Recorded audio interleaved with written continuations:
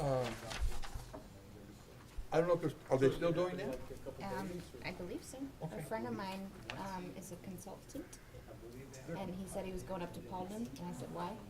And he said he was going to the Drake cement plant to talk to him about the Yeah, they're doing a biofuels. test program to see if they can burn it in there, Yeah? Yeah, see if it works. see if it works for them. Hopefully it does.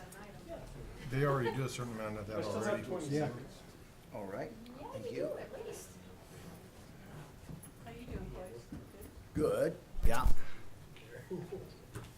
Mike, I forgot your shirt again. How are you, sir? Did you order your little one? Oh, no, I didn't. I'm in hiding, You're in just so hiding. I don't get kicked out of my ivory tower.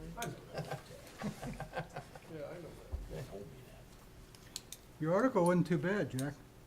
I read it. Yeah, it wasn't bad. Hit that gavel and go home. Go home. For a few hours.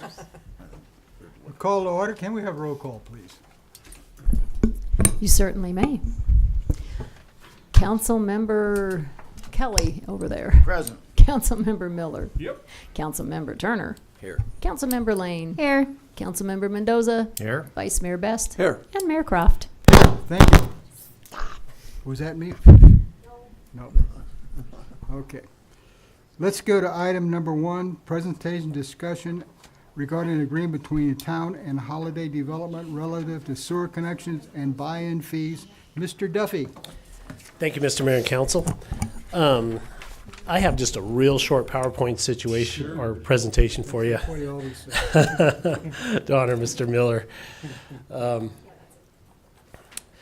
Essentially, the situation we're bringing to you tonight is the developer is asking for a reduction in or a credit for their sewer connection buy-in fees.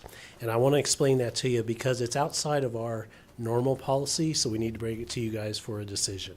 But I just want to talk to you about how and why we're heading down this road. As you know, we extended the sewer up Center Street to the Molly Ray subdivision, and we had enough money left over that we were able to extend it down one west to the Mountain View Mobile Home Park.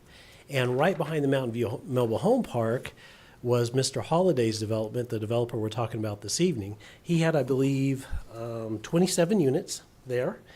And what we did is we obtained an easement. So this is West Street right here. This is the Mountain View Mobile Home Park right here, where we're going to connect about 80 customers. They're in the process right now of doing their engineering. They've paid their buy-in fees, and it's probably going to take them 6 months to actually get all the engineering approvals and the connection. Mr. Holliday has to do the same thing, apply with the county to abandon his septic system and to connect with us. So he is in that process also. We met with Mr. Holliday as when we proposed this project, the same time we met with Mountain View, and they were both very positive and wanted to connect to the sewer system. What we did is we obtained an easement from West Street up to Mr. Holliday's development here. And you can see his property goes all the way up to these corners right there. The issue is, the primary issue is Mr. Holliday, when he built his development in 2005, was told by the town, and we've confirmed that with several employees, that he was to design his system to go to the northeast corner of his property. So everything flowed in that direction. Now on this is the diagram that Mr. Holliday has presented to us. You can see all of his existing structures or existing units right here. And these are the new proposed units that he'll be able to do now that he has a sewer system by abandoning his septic. So what happened is now we want Mr. Holliday's sewer to connect approximately right here. And we have a manhole sitting right there also. And when we did the sewer system, we designed it. So the entire issue is that the town told him that, okay, in the future when we connect, we're going to connect back here. He designed a system, and now he has to abandon a large portion of that system, reconfigure it, and connect to our existing system. If you can see the blue lines on the map are what he's going to retain. The pink are he's going to have to abandon. The green is what he'll have to install brand new, which in my looking at it is probably 50% of what he already has. And then the orange, of course, is for future. So what Mr. Holliday has asked us is to give him a credit of $17,000 applied against his $38,000 buy-in fees that he's going to pay. And that's that's the decision that has to come before council to approve that $17,000 credit. In all other discussions and meetings with Holiday, they've been very good to work with. Everything's moving along just like it would with any other developer. This was the only little hitch in connecting their development to the sewer. The future development, though, he basically, because he's building within that 120-day, or he's going to start paying his buying fees. He won't connect, but he's connecting with new construction. He's paying half the price on his buying fees for the existing development. The new development, when that comes along, he'll pay the full price of impact fees. So with that, I just entertain any questions. Mr. Holliday and his daughter Sarah Sure. are here if you have What's any your questions. recommendation? After discussing with the town manager, the town attorney, and myself, I recommend that we approve the credit. And comment from me is I agree wholeheartedly. I have no troubles. Okay, anybody else? Yes, I agree. I have a question. sure. In the green, going up the left-hand side and around, is there anything there now? Yes, these are all existing. No, what I'm saying is the sewer line, it says that he's abandoning the pink purple one's there. and he's installing the green. Looks to me like a lot of that coverage is the same.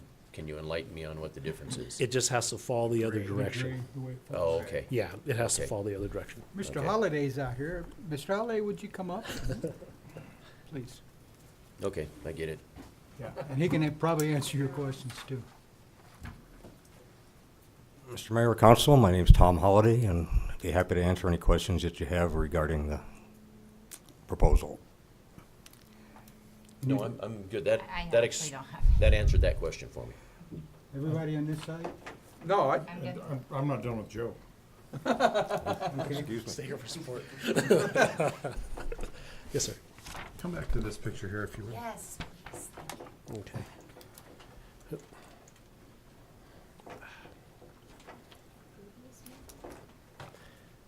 Yeah, there we go.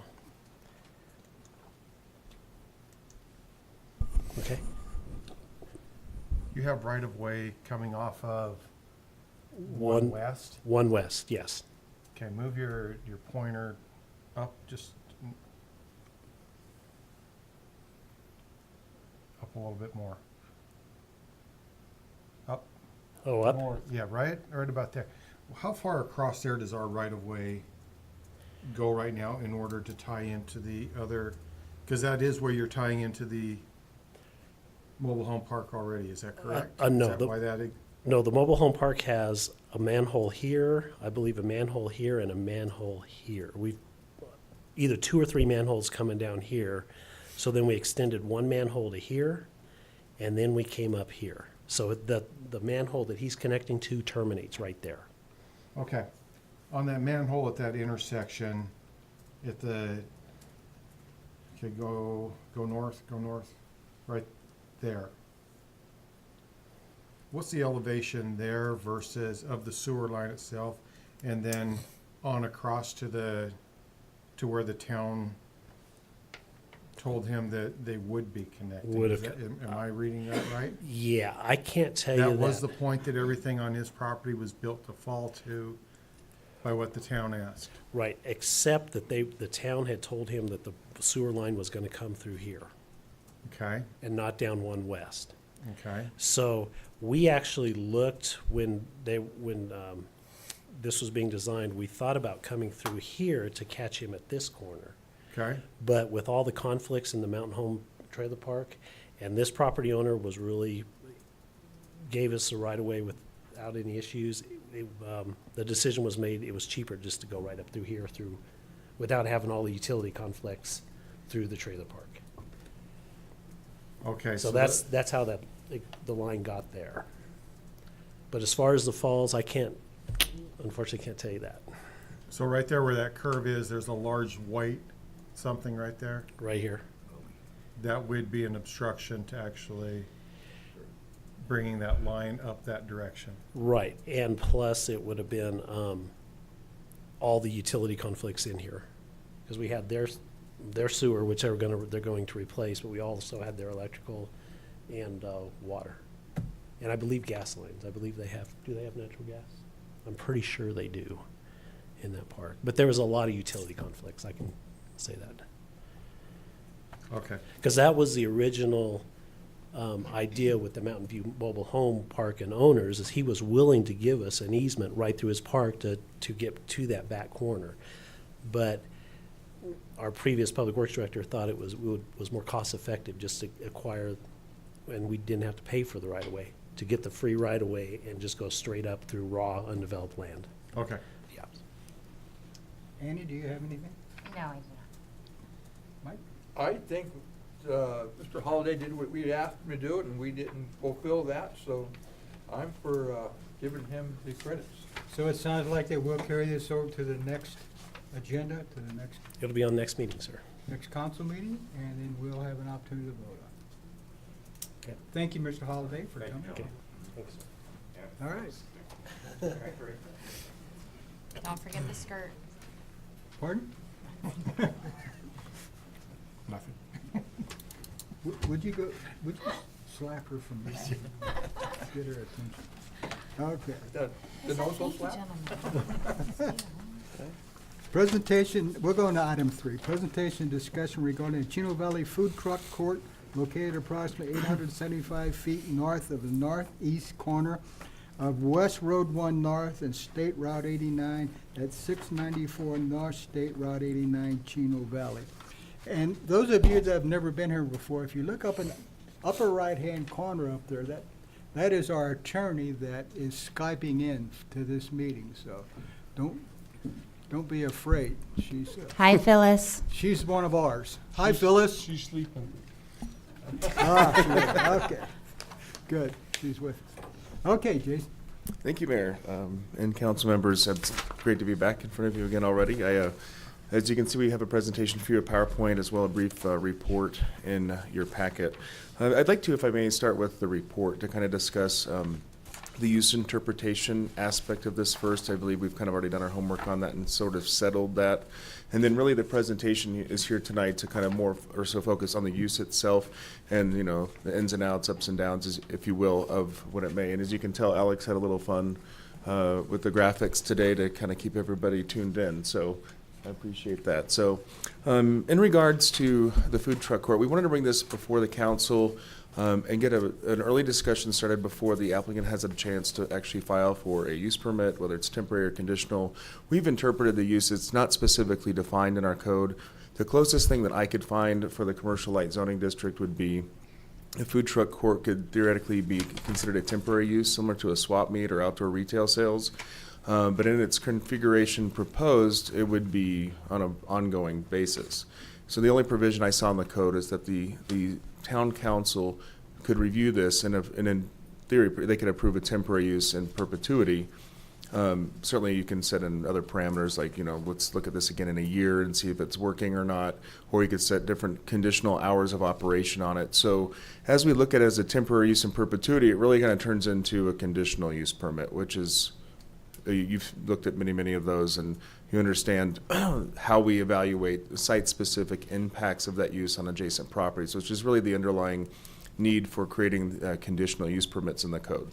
So you get extra level of authority and purview over aspects of the operation. So rather than a use just being permitted by right in a zoning district where you don't really get that luxury.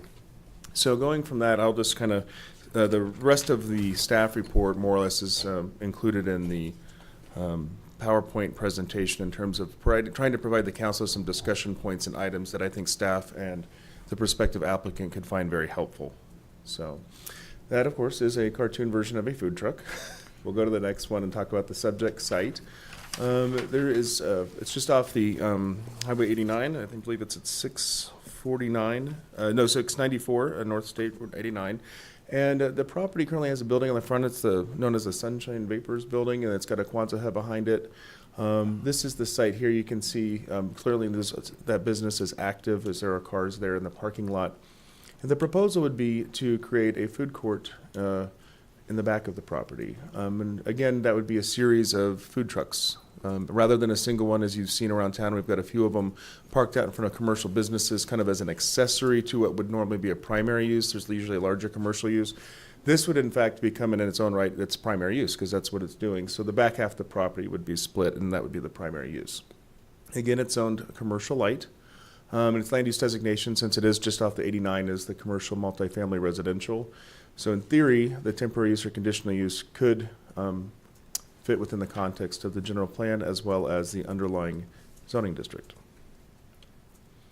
So the proposed food court area would be comprised of this specific area that's kind of shaped as an L right behind that Sunshine Vapors retail building. And then they have developed a preliminary site plan. We could get more specific as we get further into the process. This is, more for reference purposes only, so you could see how it may lay out. It would show the spacing of the buildings. The area for congregation of patrons or customers would be kind of clustered in the center. They'd have outdoor seating. And then they may be able to use the Kwanzaa building for seating or other purposes. Now, as we met with the applicant in our feasibility meeting, they discussed having anywhere of 4, 5, 6 maybe food trucks at any one time. Food trucks could rent on a daily or weekend type basis and be on their way, or they could rent on a monthly basis. So each one of the trucks would kind of be on its own schedule, if you will. Sometimes people are passing through town, going from one craft fair to the other craft fair, then maybe others want to park for quite some time. So you're going to get a mix of type of trucks and food types at this location. So it's going to probably often be changing. They are proposing a couple of the small restrooms behind the Sunshine Vapors building, as well as an on-site commissary due to food handling concerns. Typically, some aspect of the food handling is occurring in a commissary. It can be more highly regulated. And then the final food prep often happens in the truck itself. And that's also where the point of contact is with the customers. If you've been to any festival or fair, you just pick the food truck you want that's selling what you like, and you go up to that individually. You pay, you interface with the retailer at each location, and then you go back to the centralized seating area, eat your food, and throw your garbage in the trash cans there. So it's definitely an interesting use. It certainly doesn't operate like a typical restaurant, although it is food service due to the outdoor nature of the business. So, kind of highlights of food truck businesses. We've done quite a bit of initial research already, and I myself have been to any number of them in different cities where they're becoming somewhat more of a trend or popular depending on each city. It provides a centralized location for food trucks and its customers, so they're not just all hanging out in Home Depot's parking lot or Ace or whomever else. It will have nearly direct access to State 89, so those trucks could get in and out of there. They may have to do some driveway improvements. ADOT did comment on that. They may need to widen the drive. They are considered small businesses, and they're regulated like mobile food vendors. And in some cases, they can provide kind of a interim or incubator solution for someone that's trying out a certain food type or certain whatever, rather than investing formally in a brick and mortar business. And this one will provide outdoor seating and may provide potential entertainment there. So whether there's broadcast or live music, I think we're going to have to look into that more closely in case they have little festivals or a little band or whatnot. I'll let the applicants here as well so they can speak to that. And it can provide for a variety of food types in a single location. It's like, 5 little mini restaurants. Items that staff has always considered when we evaluate use permits in general, in particular this potential benefit or this use in this location, would be the context of indoor-outdoor environment. When you're preparing food in this fashion, there's a lot of smells, smoke, grills, noise, actually people ordering their food, consuming food outside. It's noisier than a typical restaurant, or even perhaps a restaurant with a small outdoor patio. Particularly if you mix in the concept of outdoor noise along with live or broadcast entertainment for events, we always want to consider that. Many cities do regulate heavily any outdoor broadcast music, as that sound can spill over onto adjacent properties. We also are looking at the concerns related to outdoor trash management. A lot of people are eating off of disposable plates and silverware and cups, and it's kind of windy up here, and you're going to have outdoor trash cans. So how that's regulated and maintained so you don't have plates flying off property into the 89 or elsewhere is something we'd want to look at. And then I know from an economic development standpoint, the flip side of having opportunities for small businesses is also how do we feel it impacts the people that have invested in our brick and mortar businesses, and are there concerns with that? So I feel this is on my point one on our little screen, but we generally, in any ordinance or consideration here, we always want to look at permanent restrooms on site, defining the designated area for customers to eat. We do like to look at spacing between trucks, as well as how is this parking going to work out? Are they going to have their own parking? Are they going to share some parking with the Sunshine Vapors property? And how do we accommodate for those things? And of course, there'll be many more items that come up as we dig deeper in future reviews, should they submit formally. And that really is just our brief presentation. Again, staff at the study session level, we're not kind of making a recommendation or kind of spinning it positive or negative. I just wanted to provide all the facts that we could at this time, and just provide potential discussion points so that it could kind of stimulate discussion amongst the council and amongst the prospective applicant. Yes, ma'am. Can you go back to the aerial view, please? I drove by before coming here, and I'm having a hard time picturing how this is going to work. Okay. I love the concept. I'm just trying to go I'm gonna with put logistics Phyllis over here. Okay. Are there residences backed up to that? They're to the west, Mayor, further that way. If I went to the last, let me go here. Sorry, I clicked on the Skype window. There we go. I'm not sure how. Oh, I There like we that go. one. Hmm? This one, way over here, like these here, all Okay, these over now- here, kind of farther away, Okay, yeah, so it looks like a lot of land. and then over here. That's So good. it's a big chunk of space there. Could you go forward one more, please? That's your house, Okay. his house. My house. Okay, so we're talking about just west of the Sunshine Vapors, correct? That's correct. And then Okay. they would wrap, the trucks would wrap here, and this part would not be included, at least not currently. So this space where the Kwanzaa hut is and this back, the trucks would wrap around here, the seating would be in the middle, and access would be through here. So this is how they would circulate those trailers in and out. Okay, so not through the Sunshine Vapors parking lot? I No, believe it it is is. going straight through. Here's the drive, straight Mhm. back in, and then circulate that way. And they would wrap this, I would say they would wrap the east, well, I shouldn't say east, it's in kind of an internal line, North. the north and then the west.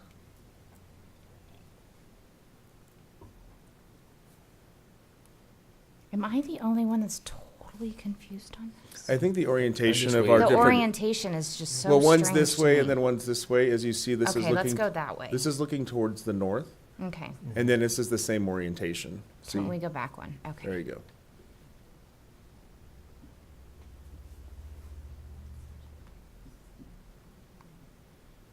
Yeah, if you can see it's labeled right there. Yeah, And yeah. then there's the Kwanzaa. Okay, so the proposed restrooms would be along the west side of Sunshine Vapors building? Right here, you've got it. Is this paved or is this gravel, the proposed area? And the current surface, off the top of my head, I don't recall if it's paved in the back. Gravel currently. It's gravel. Gravel? So they'll have to make it, okay. Thank you, that's all I have. Questions on this side? Is this going to, food trucks will still be allowed to go to the locations that they're currently at as well, or are we trying to bring them to one spot? Thank you, Councilmember Mendoza. I don't believe it's going to have any impact on the other food trucks. Whether they choose to maybe not continue where they're at and come here, I'm not certain. I think the gentleman that's here tonight may or may not have contact with them and know that answer. But any related approvals for this would not impact those that are existing should they not want to move over. What are proposed hours of operation of this? of the food court? They're actually relatively limited, Mayor I think it was Croft. 5 to 10, if I'm not mistaken, is Yeah, what it 10 said. It's written in the. Or, I'm sorry. Yeah, it's primarily a lunch and late I just wanna make afternoon. sure. We No, staff was sure. actually a little surprised not to see them extend into the evening a little bit, Yeah. but to capture the dinner hour, but it sounds like they just want to do from 10 to 5. Okay. Huh, Questions this side? My main concern is the ingress and egress. The front piece of the property is separate and used for a separate purpose. There used to be a car lot there. mm-hmm. How do you get in and out of there if another car lot comes in? Oh. You know, I'm just thinking that, is there going to be a 50-foot dedicated driveway that then will not be plugged if there's businesses in the back, having customers going back and forth. You know, Councilmember Turner, I think that's an excellent point, because we are talking about food trucks and trailers and lots of circulation and turning radii needs and things like that. We may need to look at a site planning effort for the entire property, and we would need to lock that in at that time. I'm not certain that we would do an easement over the back, or if it would just be through site planning at the building safety level, but that's a good point. Again, and the ADOT has concerns on the width of the existing drive. Mr. Miller? Sure. Okay, excuse me. On the parking, they do have that one drawing of that one. It shows the parking in the front. So I understand that's gonna be a dual purpose parking in the front. Is that right? Okay, My understanding is they're gonna share parking with the food court. okay, I can understand that. And I just Now- noticed as well, they have parking spaces striped in the middle of the drive lane that enters the food court, so they'll have to fix that. If you see And them. this isn't off the subject, I just don't know. The food trucks that are like in front of the hardware stores, do they have permits to be there? They have mobile food vending licenses, and I think they've been interpreted as an accessory use to the primary I use. just didn't know if they just pulled in and I didn't know how it worked. I think they're considered accessory. This is different since nearly the whole back of the property is for it. I got you. Do you know, I'm sorry. Oh, Sorry, you're all right. it's your side. Go ahead. Okay. Some of those food trucks are anchored, I forget the technical term, but they need a commercial licensed kitchen to be based from. We, at the American Legion down at 3 South, are the base for 4 or 5 trucks. And where they're legal base, there's a professional term for it, but they are. It's those in town, yeah. Councilmember, it's referred to as a commissary. Yeah, that's it, That- yeah. That's correct. Annie? The owners of Sunshine Vapors, are they the same owners of the people proposing the food court? Or are they going in as a joint venture? Just curiosity's sakes. Councilmember Lane, I believe they're the underlying owners. They attended the feasibility, I believe. Is that correct? It's a joint venture. Okay. Would you like to hear from these gentlemen that are here? Sure. Would you come up, please, and tell us about your project?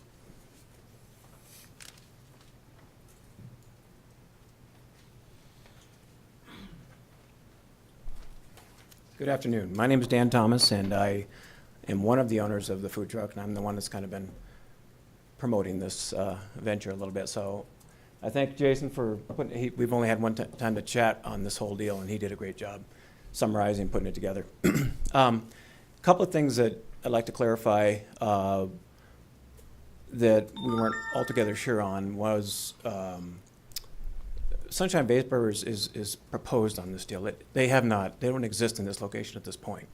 This is all a proposition. They're currently in their existing location, which is due south of this. So I just want to clarify that. This is still an empty property. That's why I was so confused. Yeah, we've been working through a couple of these things, but anyhow, they are not there. It's still an empty lot. Access to the back, I did put this map together. That's why it looks so crude. The access point is, what I was trying to illustrate with the parking lots or parking spots was the actual number, which is 25. So I did include some extra lines in there that are misplaced. So the access point off 89 would be directly through, and that's why and I don't even know if the parking is adequate. If this is, this is something I put on paper, so this requires a lot of more thought, obviously, but. Coming straight through off 89, there's a rolling gate right off of the Sunshine Vapors proposed building, which is where I see the trucks traveling when they do need to be mobile. Second point I'd like to clarify was the trucks would be not so much vagrant. They would be the same group of trucks that would be there, hopefully, for month to month. In that type of, I've had conversation with the various other truck owners within the town, outside of town, and I was able to get an interest level, and there's quite a bit. So obviously having the same core group, the ones that operate currently in Chino Valley, would be fantastic. The goal would be to have a monthly setup as opposed to a daily, so that there's some continuity. There's already a lot of following with a certain number of trucks that are working in town. So just putting them on one piece of property seemed like a great idea. What else? There's one more point that you can't really see here. We've had conversation with the fire department. They need access to get into this area. And there's another rolling gate at the other end of the parking area that can be moved for that pathway and access for fire. So that's been discussed as well. I hope that clears up that image a little bit because it's a little bit, So a this little is crude. Tim's. It's something I did at home on my This paint is program. Tim's. So I used I to apologize for that. Makes much more sense now. Yeah.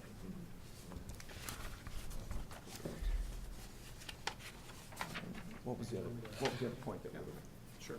Hi, my name is Raymond Zogab. I'm working with Dan and the team to help establish this. I'm a commercial real estate broker who's done a lot of work in the area with Bloomtree Realty. And so some of the points just wanted to clarify on the parking. I mean, we can talk about, I've got a list of notes that you all ask questions on. So on the parking, there are adjacent landowners that we're in negotiations with to have additional overflow parking for employees so we can keep customer parking open, easy access, easy ingress, egress. As you saw that one aerial, there's quite a bit of land all the way around that property. And, you know, that seems very feasible for us to have parking that would be more than enough for employees and customers, and the appropriate ingress, egress for fire and for trucks to come and go. So just wanted to see if anybody had any more questions on that point. The area that is fenced all the way around the property, if we can go back to the, Jason, I don't know if this is how we do this. One of these aerials, you'll see that everything that's the food court with the colored rectangles, that whole area is fenced. So as far as trash blowing, you know, there will be receptacles. It does get windy, but we think the fence will catch it, and there'll be part of the normal daily, hourly maintenance is to keep things clean. So I don't see that being like throwing it out onto the highway. I think it's going to be fairly contained. The parking lot is the parking lot, so that's just going to stay parking, and the highlighted area is going to be the entertainment dining area. Again, adjacent uses, no residential.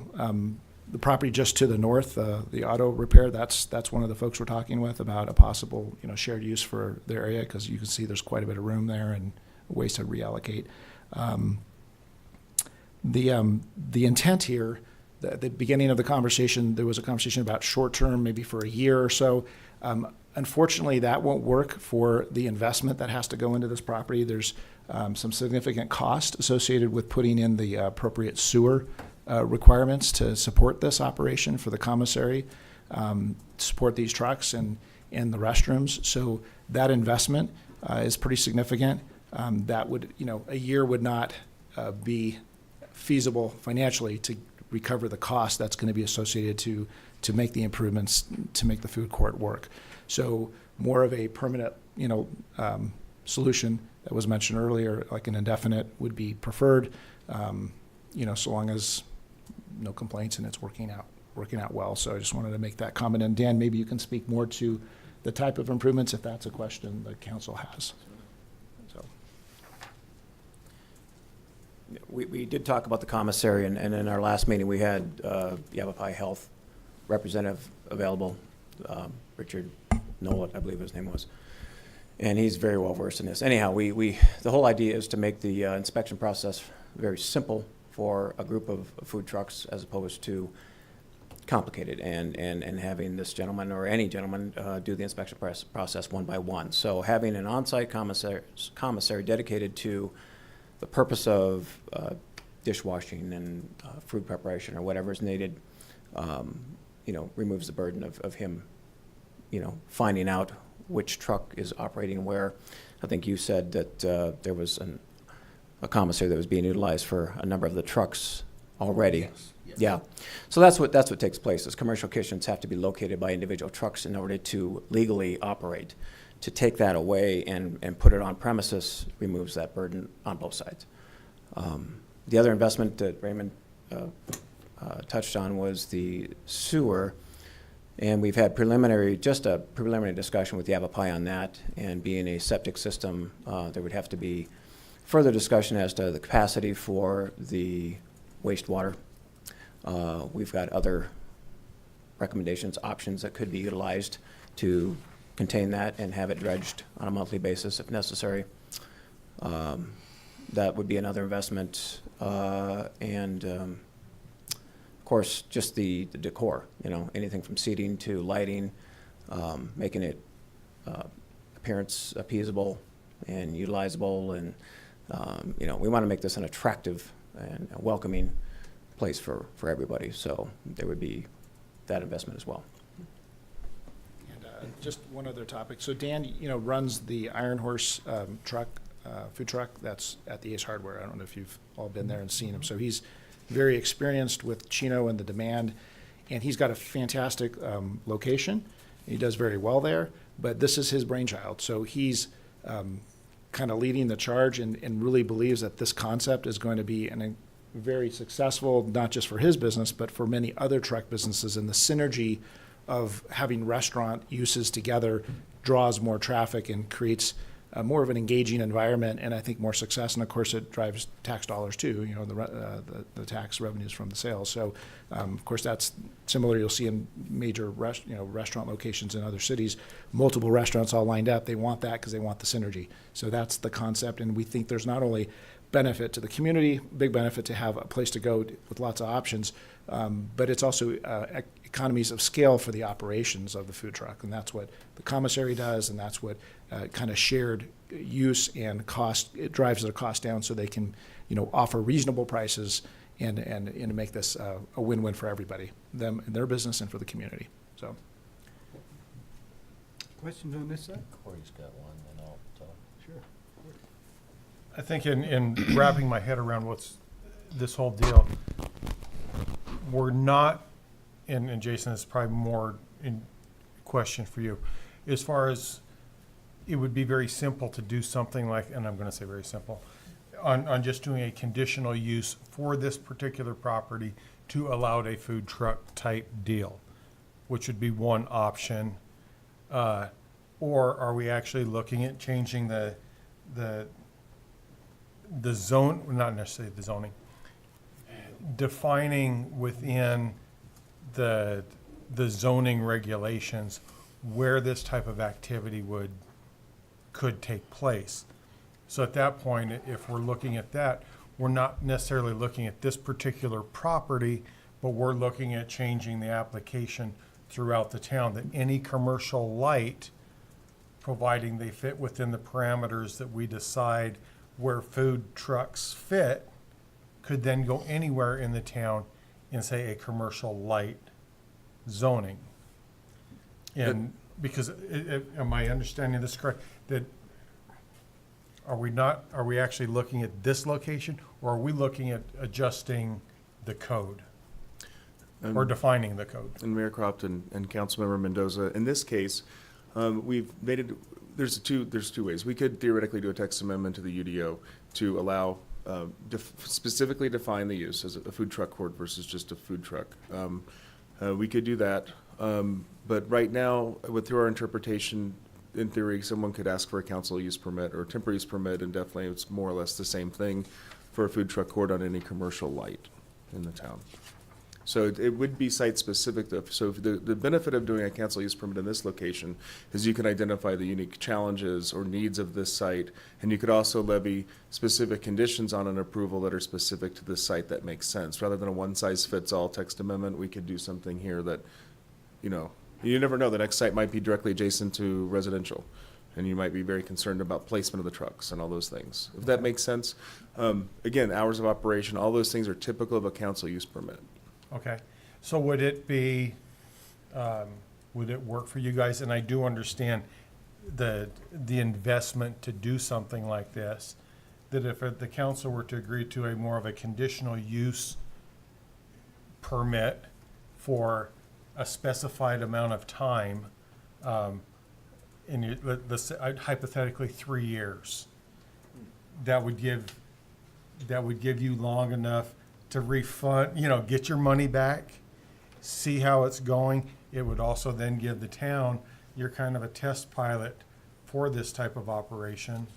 And let's see how it works. And as problems arise, or if things just go, smooth, that it would make it easier for possibly others to do the same type of thing.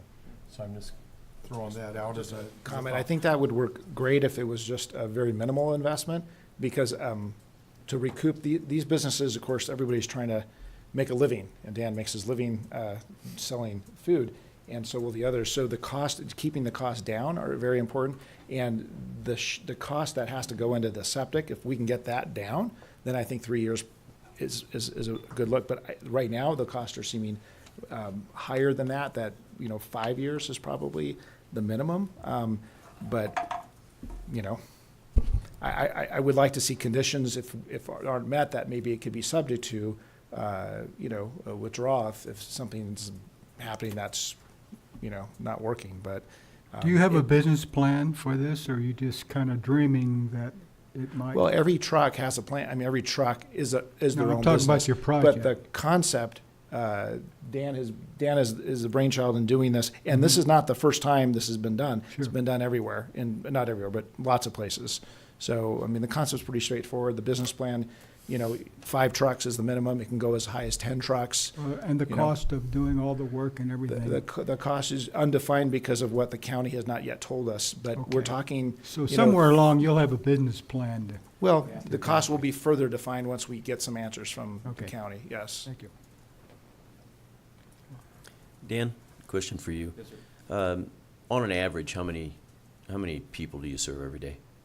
At my current location, it can be anywhere from 10 to 20, which isn't a lot. That's because I'm isolated. That's what we're trying to overcome. Okay. So is it fair to say that if you had 6 food trucks in this location and it was a destination, that you would hope to see 30, 40 people per truck? I think that's a fair assessment, yes, and that is the objective.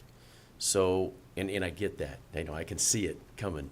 I think your biggest challenge is going to be traffic control and parking. So getting the neighbor to work with you and get some more. Right. I mean, right now, I'm looking at between 11:30 and 2 o'clock, Yep. 300 people trying to get in and out of that driveway to come to this location could be an issue. The destination portion of that, I foresee as the event, where the events come into play. On a daily basis, I don't know that we'd be able to draw from, say, Prescott Valley or Prescott, or, I don't see, some of my most distant customers are, say, Ash Fork, but the destination is Ace Hardware. So at this point, it's very difficult to say that, yeah, we could draw from these other cities on a daily basis. That's a big unknown.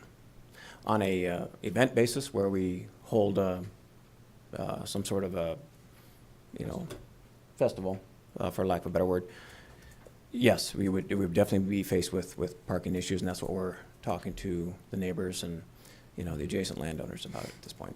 Okay. Yeah. On the Bless you. Sunshine Vapors property, I spoke with the lady there, and her target move-in at this point is January, based on business flow at her existing location. It'll kind of slow down then, which will give her a chance to move her facility from down the street there at, I think it's Penny Hubble's, that building, that parking lot, just near here, right over here a little bit. And but she's aware and onto that, and her move time is tentatively January. I don't see an issue on the day-to-day operations. I would be concerned, when you say you're going to do an event, is that an all-day event or an all-night event? Definitely not into the evening. The events that we've been a part of have certainly been, daytime events where a number of the trucks are mobile that attend events around town, and I'm sure you've seen them at, we were at the Olson's Equifest last weekend, and it was just, 10 to 5. Okay. I wouldn't see a reason to go any different than that. All right, no, I saw you out at Old Home Manor, and we appreciated you for the mud run. That was great to have someplace to go. Get some water. But, yeah, I was just wondering what the definition of events, that's Very all good. I was looking at. Yes, sir. Thank you. And going back to the hours, it was brought up a little while ago. nothing's in stone on those hours, you know, if they need to be moved, that was just like okay, what about this? You know, there's so many things that you have yet to be defined, that's one of them. I personally think you're missing a gold mine by closing at 5. I agree. I think like 7, get the dinner. I would take my kids. I agree. Everybody get whatever you want. I don't have to make anything. I'm not cooking the. No, I really like the concept. I just want to make sure.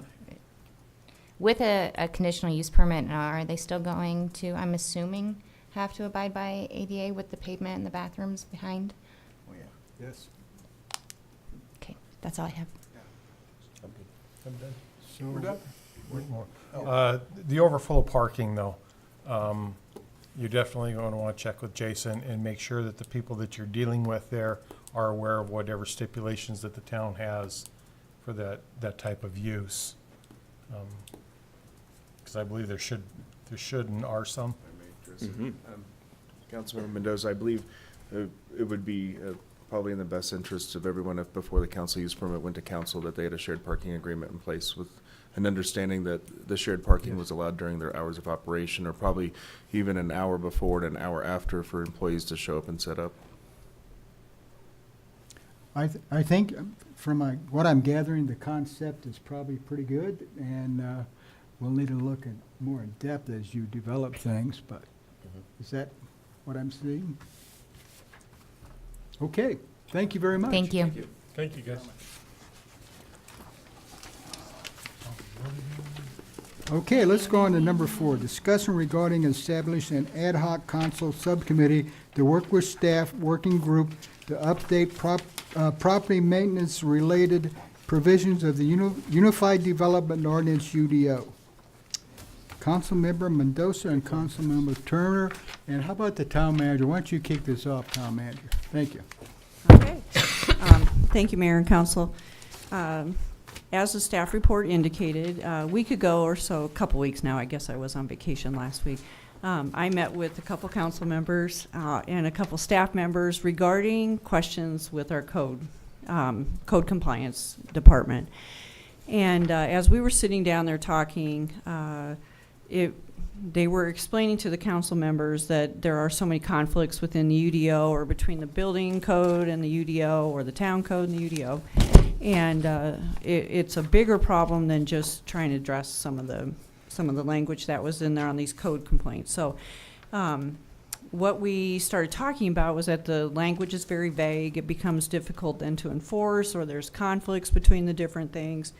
And it makes it it's either too specific or it's too vague. So, I mean, there were just a handful of problems. And I know you've heard about this over the years from our previous development services director, that there were, problems with the way some of that is written. So as we were talking, it was previously, over this last 2 years, we've worked on some things with chapters 50 and 51 for the utility department. And Joanne Brookins, our customer service manager, headed some of that up, as well as Phyllis did as well. And we kind of want to look at maybe using that same kind of model where staff will work on some of the rewrites with the UDO with our attorney, and then present it to a council committee that would be formed. So maybe quarterly we'd meet with 3 council members and talk about the edits that we'd like to make, and then adopt different areas of the code. So at the next council meeting, we'd like to formally create this committee. Well, I can create an ad hoc committee. I don't think that's an issue. So what I passed out to you are just a couple examples that Joanne Brookins had given us on some of the conflicts. So, like right now, it says that you can't stay in your RV on your own property. You can't even have people on there, and yet the building department, building code lets you stay on there if you've pulled a permit and you're building your home. So those things right there are in conflict. But you can't even, right now, technically, have people come and stay on your property in your own RV because it's not allowed on residential property. So I think there's some cleaning up that needs to get done, and just we'd like to start tackling it. I want to tell you, it's a 275-page document. It could be 18 months. It could be 2.5 years. I don't know how long it would take to get through the whole thing. It'll take a whole bunch of different staff members for different parts of it. And I mean, we'll have the building department in on some of it, we'll have finance in on some of it, obviously we'll have the attorney in, and development services will be intimately involved. And Would you like to serve on this committee? Yeah, I'd be willing to do that. I think like I said, this idea came up almost by accident, just in discussion with the challenges that our code enforcement had and things like that. And we've heard for years that our UDO needs work. So I just thought that this might be an opportunity to start working on it and have staff say, take 6 items. These are priority. Let's work on these. Let's try to get them settled and make some changes I agree, and move on, and 100%. then take another half Yeah. dozen and just keep working on them until we get it done. Yeah. Mr. Mendoza, would you? And I would also like to be part of this, and Okay. I say that the town is getting ready to go through a growth spurt again, and I think we need to get some of this stuff under control, ahead of this spurt, so that we're not behind the ball.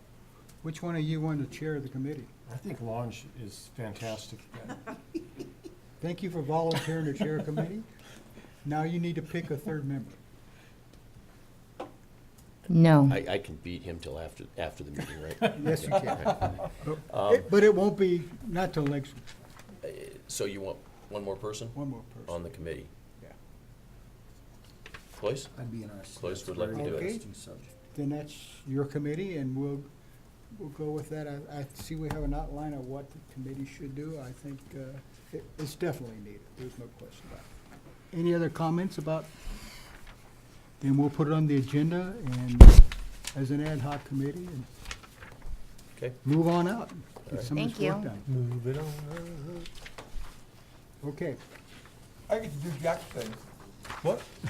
Time for your thing. Oh, I make a motion, we adjourn? I'll second.